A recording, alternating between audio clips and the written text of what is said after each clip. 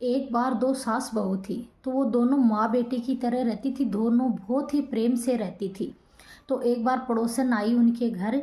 तो पड़ोसन ने कहा कि तुम्हारी बहू देखो कितनी अच्छी है, कितनी संस्कारी है, आप दोनों माँ बेटी की तरह रहती हो, आपका सारा कहना मानती है।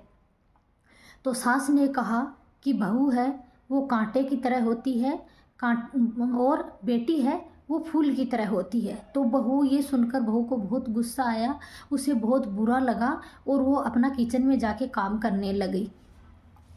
लेकिन जैसे जैसे समय बीता बहू ने सास से बातें करना कम कर दिया, उसने बोलना चालना थोड़ा कम कर दिया सास से।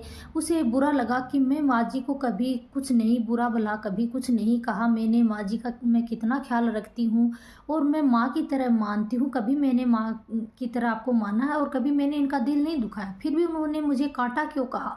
उसे ये बात खलने लगी।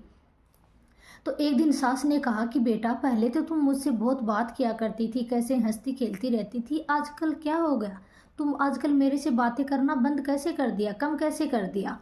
तो बहू ने कहा कि याद है माँ जी आपको, उस दिन पड़ोसन आई थी, आपने क्या कहा था कि बहू कांटे की तरह होती है और बेटी फूल की तरह। तो सास ने कहा अरे बेटा तुमने पूरा नहीं सुना, मैंने ये कहा था बहू कांटे की तरह होती है, यानी पूरे परिवार को एक साथ जोड़ के चलती है, कठिनाइयों से गुजरते हुए भी वो एक परिवार को एक साथ जोड़ के चलती है, परिवार को एक डोर में बांध के चलती है। और बहू मैंने ये कहा था कि बेटी फूल की तरह होती है, यानी थोड़ी सी धूप पड़ी और मुरझा गई। तो बेटी फूल की तरह होती है, जितना कष्ट बहू सहन करके चलती है उतना कष्ट बेटी सहन नहीं कर सकती है। तो इसलिए बेटा तूने पूरी बात नहीं सुनी, इसलिए मैंने कहा था कि बहू कांटे की तरह होती है और बेटी है वो फूल की तरह होती है। तो कहा नहीं माँ जी मैंने पूरी बात नहीं सुनी, मैं आपकी बातें थोड़ी सी बात सुनी और फिर मैं किचन में काम करने के लिए चल गई।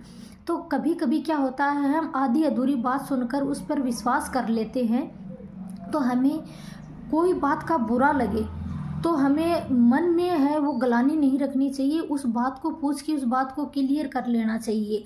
कभी कभी हमें जो पूरी अधूरी बात सुनते हैं उससे हमारे मन में कड़वाहट आ जाता है। आपको ये लाइनें अच्छी लगी हो तो वीडियो को लाइक शेयर ज़रूर करना।